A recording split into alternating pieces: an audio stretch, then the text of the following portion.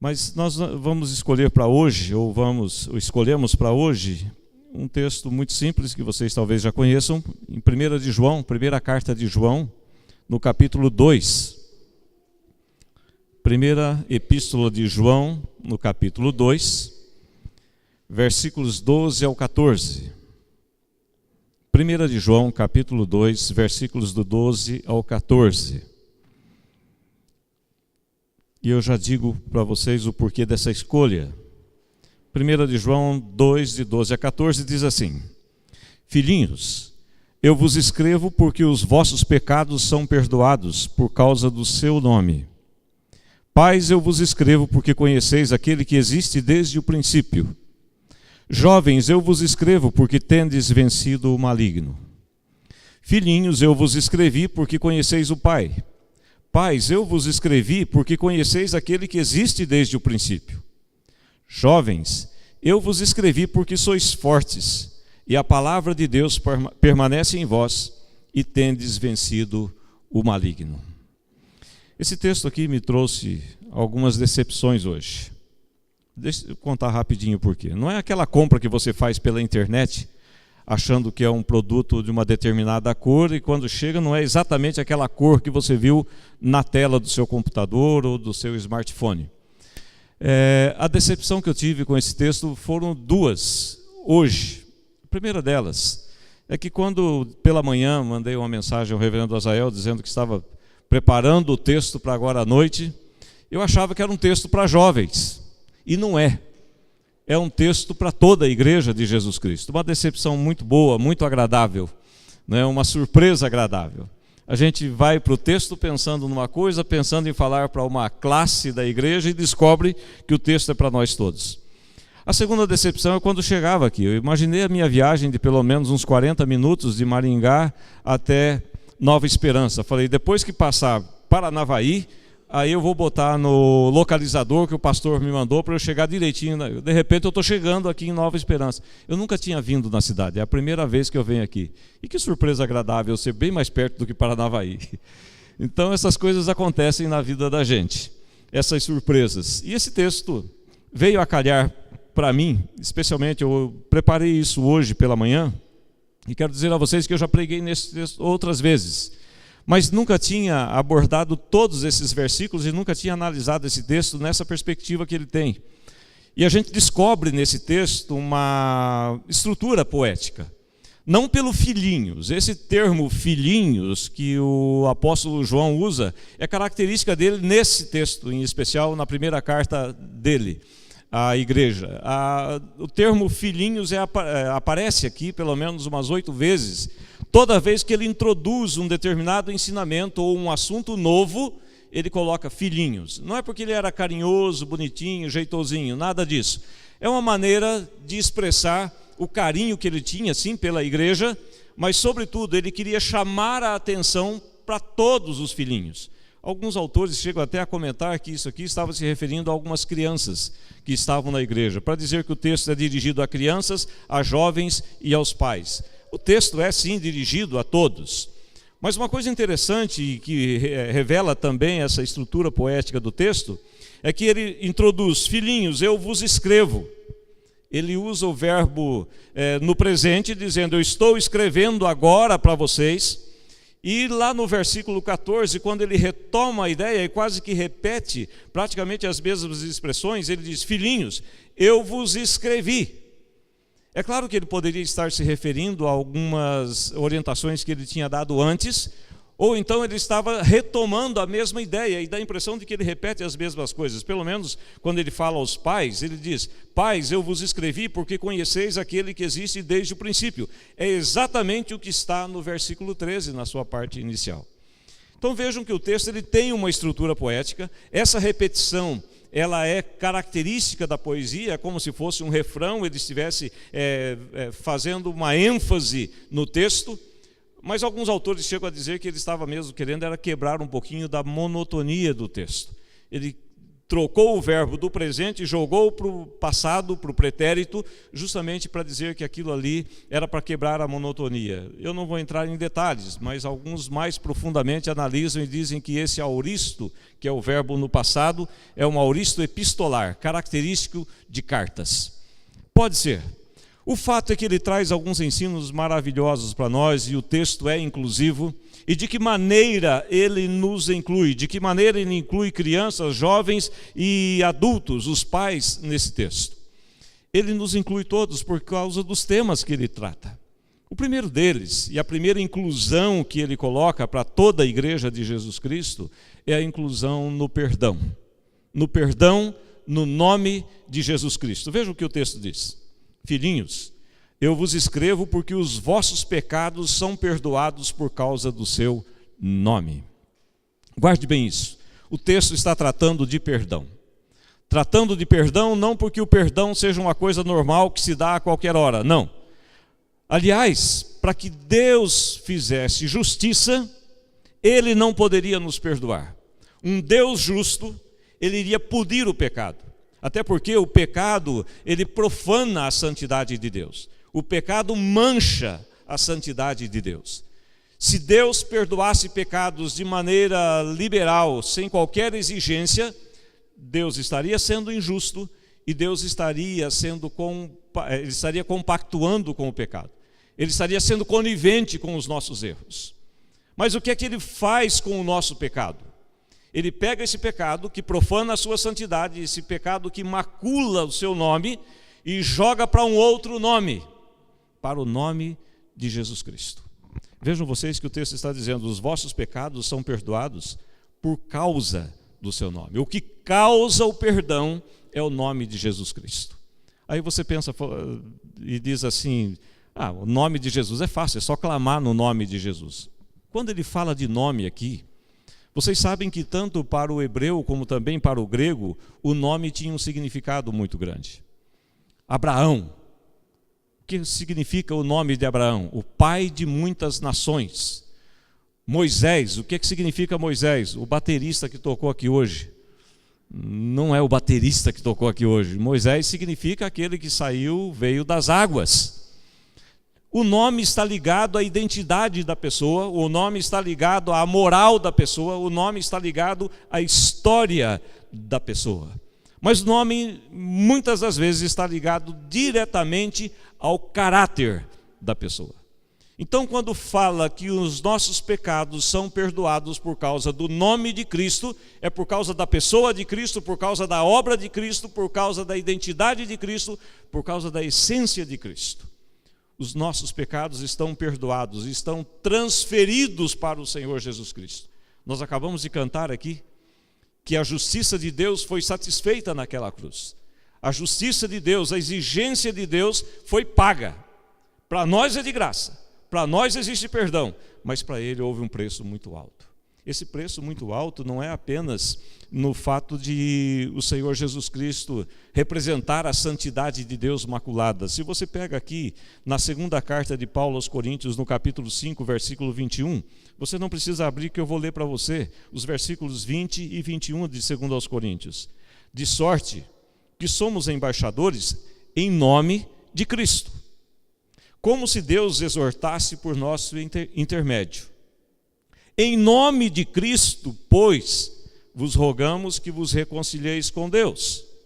Aquele que não conheceu o pecado, Ele o fez pecado por nós, para que nele fôssemos feitos justiça de Deus. Em outras palavras, aquele que era santo, aquele que era puro, justo, bom, se tornou pecado, se tornou impuro por minha causa e por sua causa.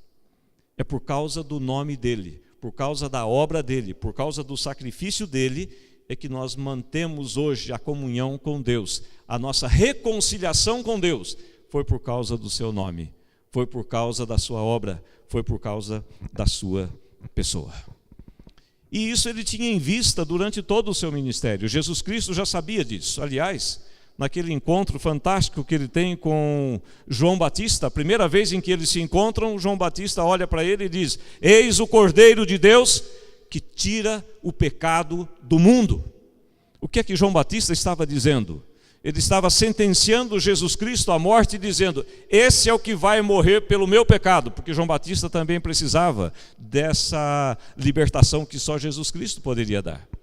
João Batista também precisava daquele perdão que só Cristo poderia oferecer. E João Batista se alegra quando pode apresentar Jesus Cristo como sendo o Cordeiro de Deus. Cordeiro de Deus, que veio para substituir aqueles cordeiros que eram imolados, que eram sacrificados para que as pessoas obtivessem perdão. É claro que a história de Abraão nós já conhecemos mais ou menos e sabemos que talvez um dos momentos mais terríveis para a vida de Abraão foi o momento em que ele teve que oferecer o seu próprio filho a pedido de Deus. Aliás, Deus não costumava pedir sacrifícios humanos. E de repente, logo para Abraão, um homem chegado dele, ele chega e diz: esse filho da promessa eu quero que você vá e sacrifique. Abraão se dispõe a obedecer, talvez com muitos questionamentos, com muitas perguntas. Eu imagino que Sara deveria estar assustada com o que estava acontecendo, ela não sabia exatamente o que aconteceria. Abraão vai até aquele monte determinado por Deus, e quando ele vai sacrificar o seu filho, Deus providencia um cordeiro e fala: Abraão, não faça isso. Abraão, eu não quero sacrifício humano. Abraão, está aqui o cordeiro, sacrifica o cordeiro, faz a sua oferta. Com Jesus Cristo aconteceu o contrário. Abraão tinha um só filho e Deus providenciou um cordeiro. Deus tem um só filho, para que nos fizesse filhos dele, ele sacrificou o seu próprio filho e não teve outro cordeiro. Os cordeiros deixaram de ser sacrificados, porque Jesus Cristo morreu no lugar deles e morreu em nosso lugar. Os nossos pecados são perdoados por causa do nome de Jesus Cristo. E ele continua falando aos jovens, continua dizendo que esses jovens tinham os seus pecados perdoados, a sua igreja tem os seus pecados perdoados. Aí ele passa a falar dos pais. Quando ele fala dos pais, ele vai falar de um outro tema. Ele vai falar de um tema que inclui o conhecimento. Ele vai falar talvez dos pais por causa de uma experiência um pouco maior. Pais, eu vos escrevo porque conheceis aquele que existe desde o princípio. Quando ele fala de conhecimento, ele adianta: jovens, eu vos escrevo porque tendes vencido o maligno. Filhinhos, eu vos escrevi porque conheceis o Pai. Pais, eu vos escrevi porque conheceis aquele que existe desde o princípio. Já lemos isso. Jovens, eu vos escrevi porque sois fortes, a palavra de Deus permanece em vós. Quando ele fala desse conhecimento de Deus, ele está dizendo que em Jesus Cristo nós vamos ter esse conhecimento por completo. O conhecimento de Deus está na pessoa de Jesus Cristo, seu Filho. Aliás, a máxima revelação de Deus para o mundo, além da lei, além da fé, além da história do povo judeu, além de todas as histórias que nós encontramos na Bíblia, o conhecimento de Deus se dá na pessoa de Cristo. Ele é Deus.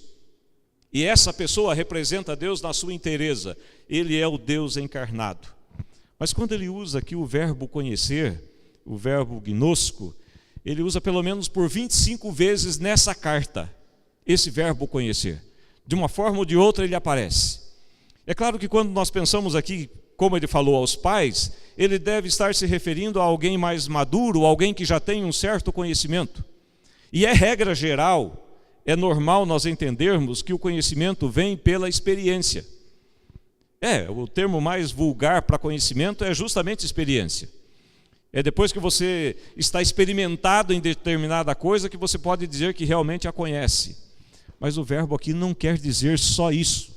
Não quer dizer apenas saber e nem quer dizer apenas experimentar. O verbo diz aqui de uma experiência e de um conhecimento com intimidade, de um conhecimento com profundidade. Esse verbo é usado muitas vezes também para retratar a relação entre marido e mulher, a relação sexual.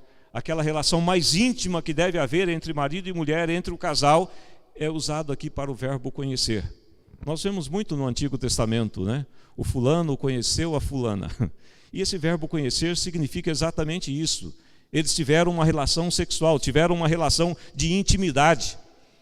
E o verbo aqui nos falando, não quer dizer, é claro, que nós devemos ter relação sexual com Jesus Cristo, mas está dizendo que nós devemos ter uma relação de proximidade com Ele.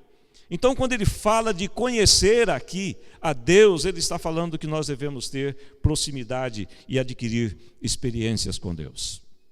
Esse conhecimento no Antigo Testamento já era exigido. Existe um imperativo que está no profeta Oséias, em que ele diz assim: conheçamos e prossigamos em conhecer o Senhor.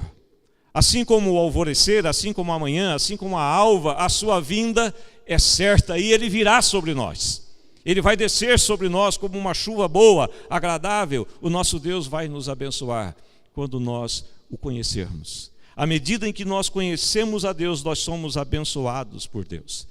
Mas é nesse mesmo livro do profeta Oséias e desse mesmo capítulo que nós vamos encontrar uma coisa interessante. Ele fala que o conhecimento de Deus é mais importante do que outras coisas. Às vezes nós acreditamos que o conhecimento de Deus vem através das nossas emoções, ou a nossa relação com Deus se dá através de momentos de grande êxtase na presença de Deus, e o que o profeta Oséias está dizendo é exatamente o contrário. Ele diz aqui no versículo 3, que eu já repeti a vocês, que eu já disse a vocês e vou repetir: conheçamos e prossigamos em conhecer ao Senhor. Como a alva, sua vinda é certa, e ele descerá sobre nós como chuva mansa que rega a terra. Depois ele continua falando do nosso amor. O nosso amor é como uma nuvem da manhã, como um orvalho que passa logo cedo. Mas depois ele vai dizer lá: misericórdia quero e não sacrifício, pois misericórdia quero e não sacrifício, e o conhecimento de Deus mais do que holocaustos. Esse conhecimento de Deus que é exigido da igreja é para dizer para nós que o conhecimento de Deus é mais importante até mesmo do que o culto que nós prestamos a Deus. Porque o conhecimento, ele leva à verdadeira adoração. Lembram da história de Jesus Cristo com a mulher samaritana? Ele fala da vida daquela mulher e vai dizendo que ele conhece toda a vida dela. Aquela mulher fica assustada e ela vai desviando o assunto, até o momento em que chega no assunto, no tema adoração.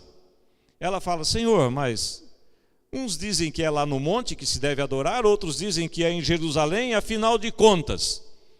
Jesus disse para ela: vocês adoram o que vocês não conhecem, porque a salvação vem dos judeus.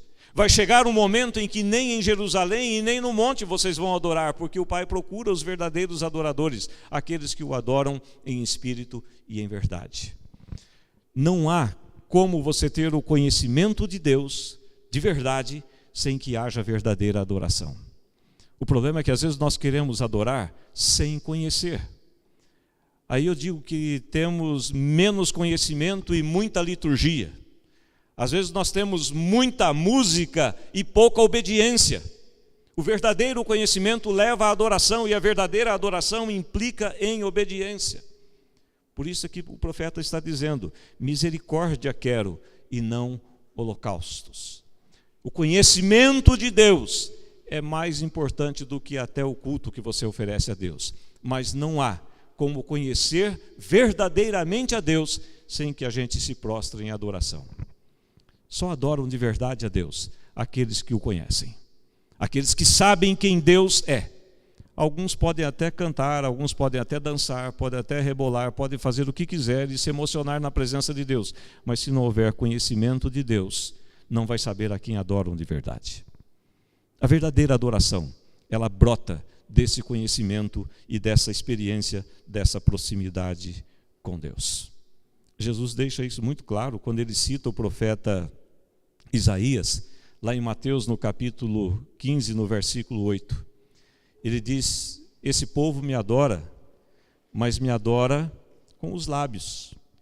Ele chega a dizer assim: hipócritas, bem profetizou Isaías a vosso respeito, dizendo: esse povo honra-me com os seus lábios, mas o seu coração está longe de mim. E em vão me adoram, ensinando doutrinas que são preceitos de homens. O louvor pode ser apenas um louvor dos lábios, se não houver conhecimento, se não houver envolvimento, se não houver proximidade com Deus. Como é que a gente não vai se decepcionar com Deus? É quando a gente entender que o perdão é dado em nome de Cristo, e o nome de Jesus Cristo tem poder para perdoar pecados. Ele deixou isso muito claro principalmente quando ele levantou aquele paralítico e disse: estão perdoados os teus pecados. Mas para que vocês saibam que eu tenho poder para perdoar pecados, toma o teu leito e anda. Mais importante do que tomar o leito e andar era receber o perdão dos pecados. No nome dele nós temos o perdão, mas é em nome dele também que nós temos o conhecimento de Deus. É nele que nós vemos toda a obra de Deus sendo consumada. E esse conhecimento nos leva a essa verdadeira adoração, a esse verdadeiro culto. Mas o texto que fala para nós sobre perdão e fala sobre conhecimento, também fala sobre uma coisa muito importante e de uma maneira muito especial aos jovens. E é aqui que a gente se detém e às vezes toma essas surpresas, porque o texto não está falando só para jovens, mas ele se dirige num determinado momento só para jovens. Versículo 14: Filhinhos, eu vos escrevi porque conheceis o Pai. Pai, eu vos escrevi porque conheceis aquele que existe desde o princípio. Jovens, eu vos escrevi porque sois fortes, e a palavra de Deus permanece em vós, e tendes vencido o maligno. Deixa eu confessar um pecado aqui. Eu já preguei nesse texto falando que os jovens poderiam fazer mais por Deus porque eram fortes. Não estou falando daqueles fortinhos mais gordinhos, tá? Estou falando de forte assim, aquele que puxa ferro lá na academia e tal, e malha, corre 30 quilômetros por dia. Ele está falando de força do jovem aqui, mas não está falando da força da juventude, não. Ele está falando de uma força que brota de um outro lugar, brota da palavra de Deus que permanece em nós. Porque, na verdade, se você olhar para a Bíblia e pensar nessa força do jovem, em Isaías 40, 31, eu já falei de decepções no começo do culto, não falei? Olha a decepção que a gente encontra lá em Isaías 40, 31. E eu tenho exemplos disso muito claros. Ele diz que os jovens de exaustos caem. Mas antes disso ele diz assim, deixa eu achar para vocês rapidamente aqui, os versículos 30 e 31 de Isaías 40. O profeta diz assim: os jovens se cansam e se fatigam. Eu estou lembrando a moçada que joga bola com a gente na terça-feira. Gente, eu com 56 corro mais do que uns moleques daqueles. Eu não sei o que eles fazem da vida. Eu acho que ficam o dia todo na frente do computador, não é possível. Os jovens se cansam e se fatigam. Os moços, de exaustos, caem. Eu fico pálido, igual essa parede assim, mas cair eu não caio. Ainda mais que a gente corre à noite. Mas os que esperam no Senhor renovam as suas forças. Sobem com asas como águias, correm e não se cansam, caminham e não se fatigam. Então vejam que quando João está dizendo que os jovens são fortes, ele não está falando de força física, não está falando de força bruta, nem está falando da agilidade mental e a rapidez com que você maneja o seu smartphone ou a maneira como você faz a atualização do seu computador. Ele não está falando desse tipo de rapidez ou desse tipo de conhecimento que você tem. Ele está falando de uma força que é depositada em Deus, porque força por força física não resolve muita coisa diante de Deus. E como é que você pode ser forte, por exemplo, diante de uma tentação? Eu não vou dizer para você que as tentações que os jovens enfrentam são menores ou maiores do que as tentações que nós de mais idade temos. Talvez pela experiência, o traquejo, a gente saiba desviar de alguns assuntos. A gente saiba escapar de determinadas situações que o jovem talvez não tenha essa habilidade toda. Mas eles são fortes, eles estão preparados para enfrentar as tentações do inimigo. Ele diz aqui, vocês são fortes, a palavra de Deus permanece em vós e tendes vencido o maligno.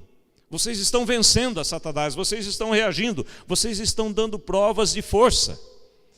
Mas como é que você vence o maligno? Como é que você suporta as tentações? Como é que você sobrevive àquilo que o mundo te oferece?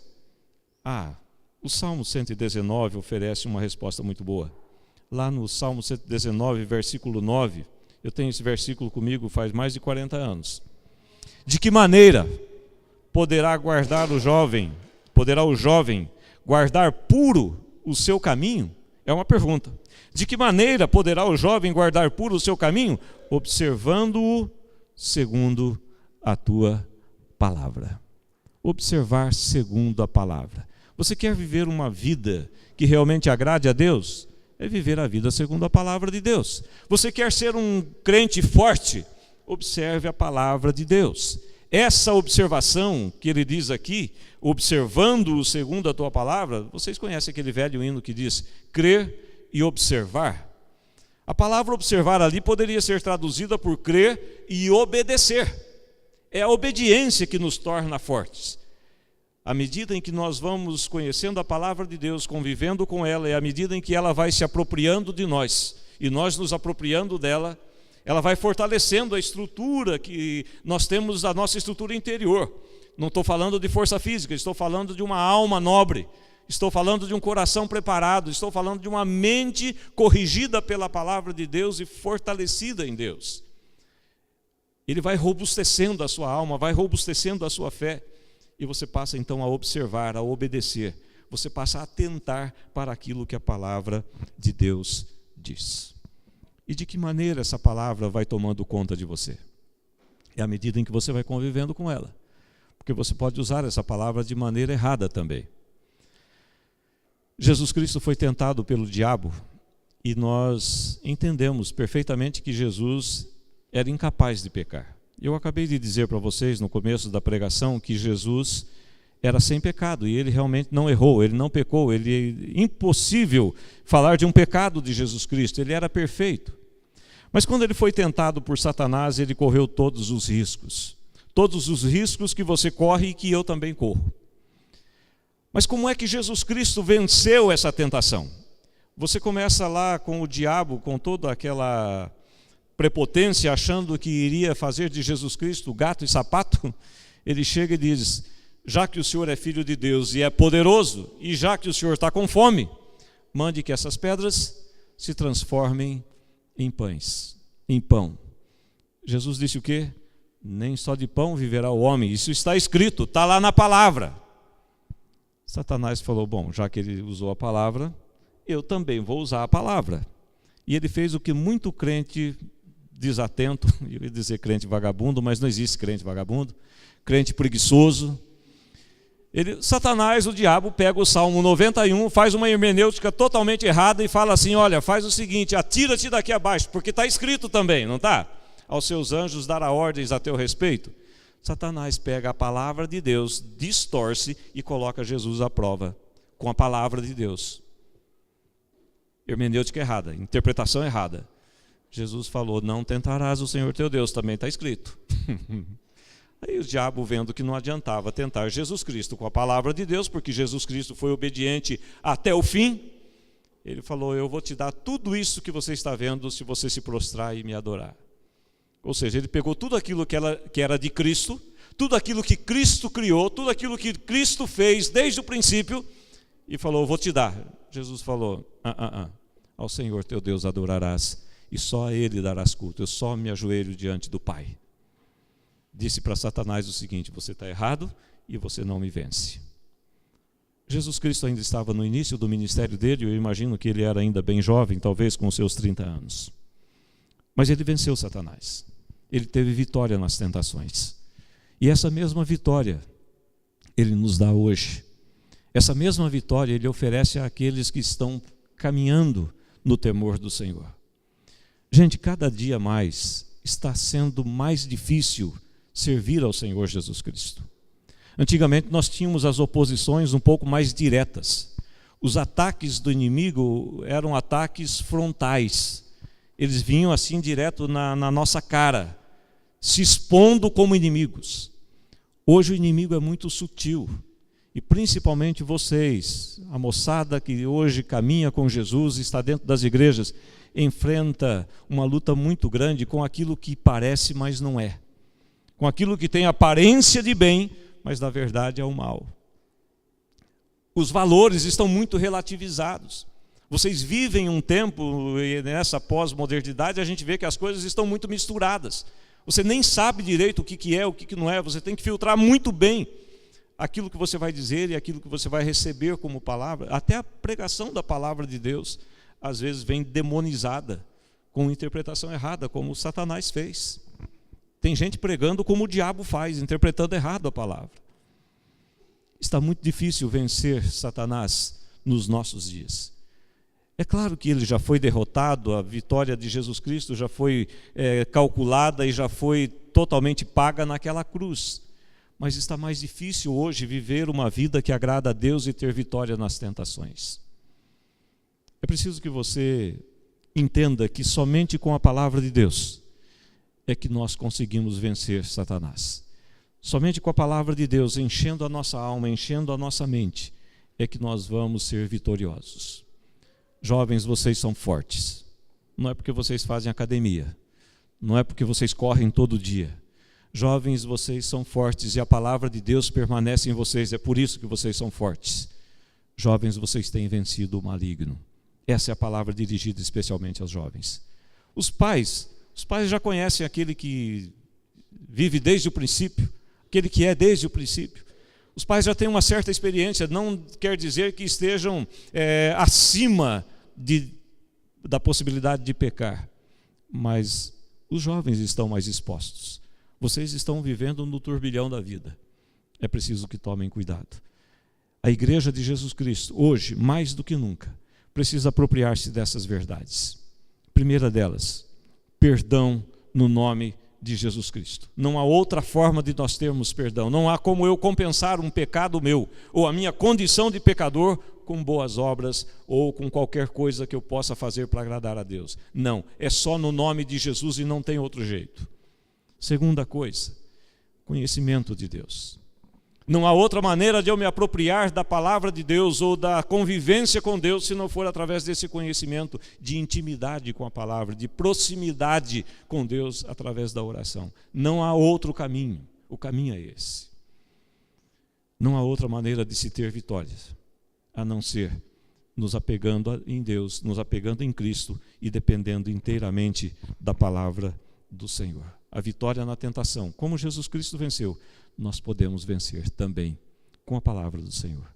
Que Deus te abençoe e que você não tente achar outros caminhos e que você não tente procurar outras maneiras que certamente se tornarão em frustração, certamente decepcionarão você. A palavra de Deus não decepciona, Cristo não decepciona, Deus não decepciona. É claro que às vezes nós nos decepcionamos com Deus, porque queremos fazer a coisa do nosso jeito. Mas quando entendemos a vontade de Deus, não somente a vontade revelada, mas a vontade de Deus em cada detalhe, nós entendemos que Ele tem o melhor para nós. E aí a gente não se frustra. Eu quero deixar esse recado com vocês hoje e quero deixar um apelo também. Um apelo para que você, cada dia mais, esteja atento àquilo que o Senhor Jesus Cristo já fez. Aquilo que já está pronto, o perdão que Ele te deu.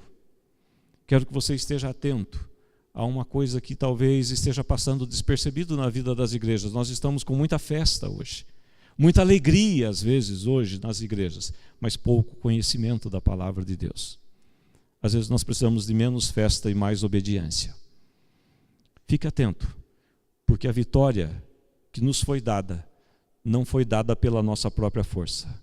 Foi dada porque a palavra de Deus permanece em nós e porque o diabo já está vencido no nome de Jesus Cristo.